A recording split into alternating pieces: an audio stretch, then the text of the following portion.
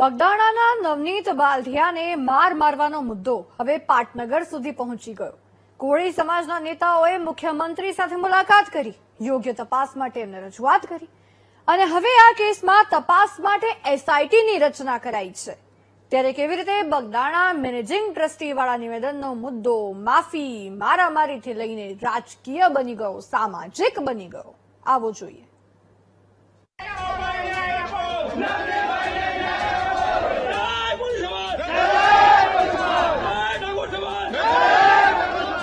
અમારા પૂજ્ય મનજી બાપા પછી કોઈને પછી બગદાણાની જવાબદારી મળી હોય તો એ યોગેશ સાગરને મળી છે.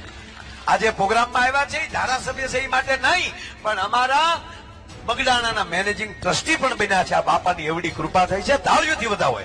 લોક સાહિત્યકાર માયાભાઈ આહિરના બસ આટલા શબ્દોથી બગદાણાનો વિવાદ શરૂ થયો, જેમાં બગદાણાના સેવક નવનીત બાલધિયાની એન્ટ્રી થઈ, જેણે મેનેજિંગ ટ્રસ્ટી વાળા નિવેદન પર માયાભાઈને ફોન કર્યો અને માફી મંગાવી.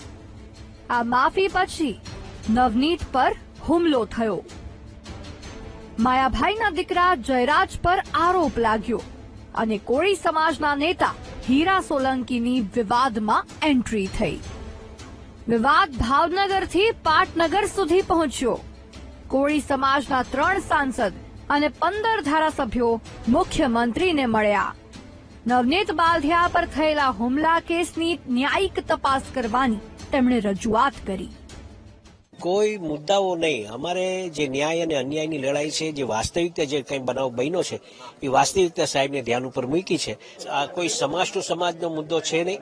આ માત્ર ને માત્ર નવનીતભાઈને જે આ માર મારતા વિડીયો ઉતાર્યો છે, માર મારતા વિડીયો એ લોકોએ વાયરલ કર્યો છે અને જે લોકો આના પર દોષી થશે એના પરથી કાર્યવાહી કરવા માટેની આ વાત છે, બીજી કંઈ.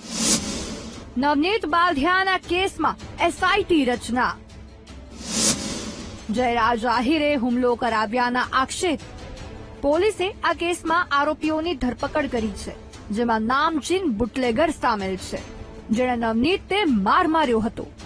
આરોપીઓના મતે નવનીત તેમની બાતમી પોલીસને આપતો હોવાથી આ હુમલો કર્યો હતો, જ્યારે નવનીતનું કહેવું છે કે જયરાજના કહેવા પર મારા પર હુમલો થયો છે.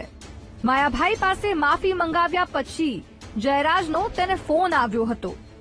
હવે આ મુદ્દો રાજકીય અને સામાજિક બની ગયો છે. તેવામાં એસઆઈટી તપાસમાં શું સામે આવે છે તે જોવું રહ્યું. કેમેરામેન શાર શર્મા સાથે મેહુલ દેસાઈ, BTV ન્યૂઝ, ગાંધીનગર.